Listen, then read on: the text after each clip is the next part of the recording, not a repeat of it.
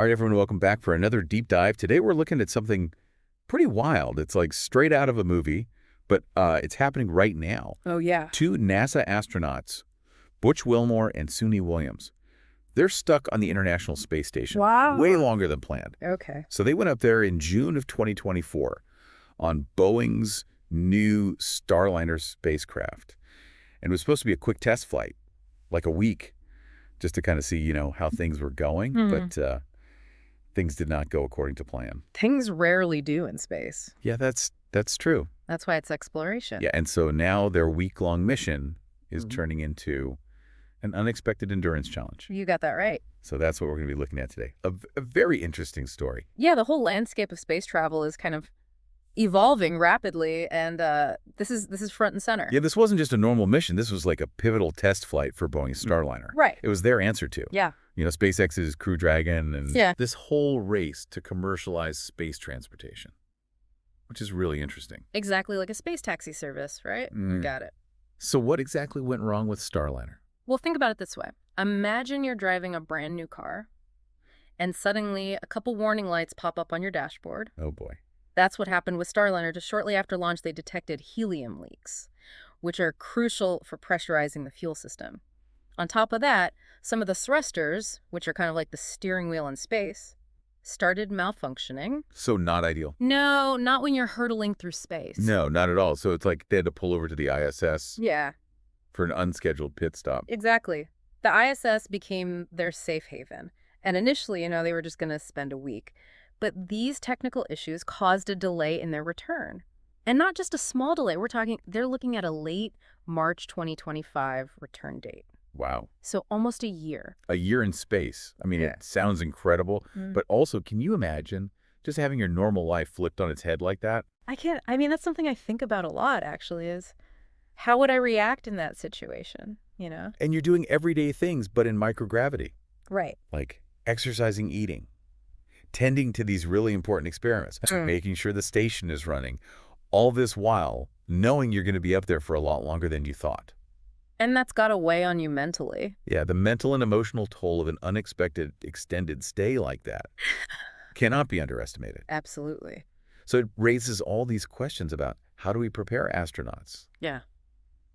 for the psychological challenges Right. of these long-duration missions, especially when things don't go right. Especially then. And speaking of plans going awry, how are they even going to get back home?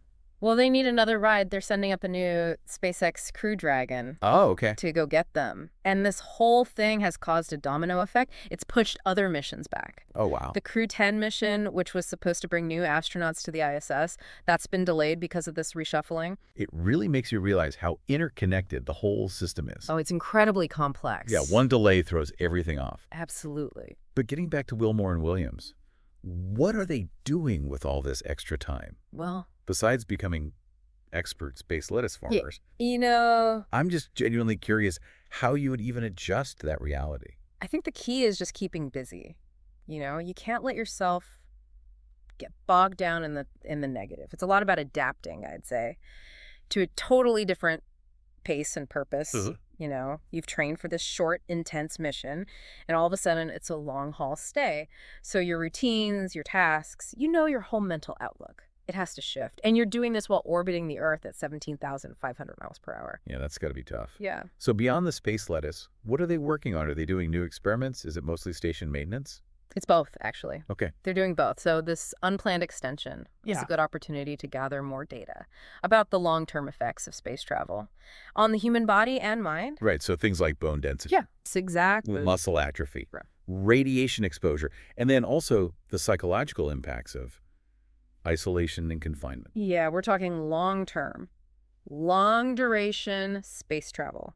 We need to know how that affects people. And this is valuable insight that they're getting that we can use to prepare for future missions as we go further out. Absolutely. We need to be prepared. Yeah. So their unexpected adventure is turning into a really valuable data set. Yeah, and it highlights the need for flexibility. Yeah. And adaptability in space exploration. It also throws a spotlight on Yeah. how much we're starting to rely on commercial partners like SpaceX and Boeing. Right. This is the new era we're moving into. Private companies are playing a bigger role, and this situation is a real-world test of that. Yeah.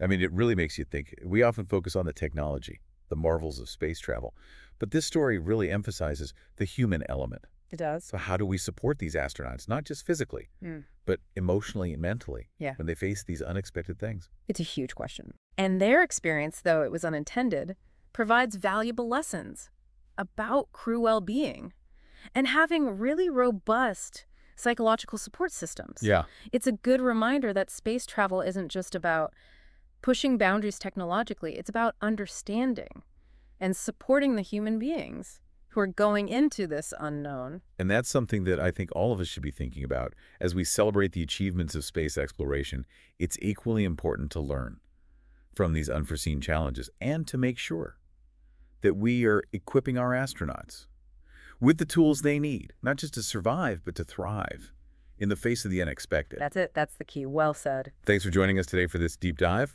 See you next time. Billy,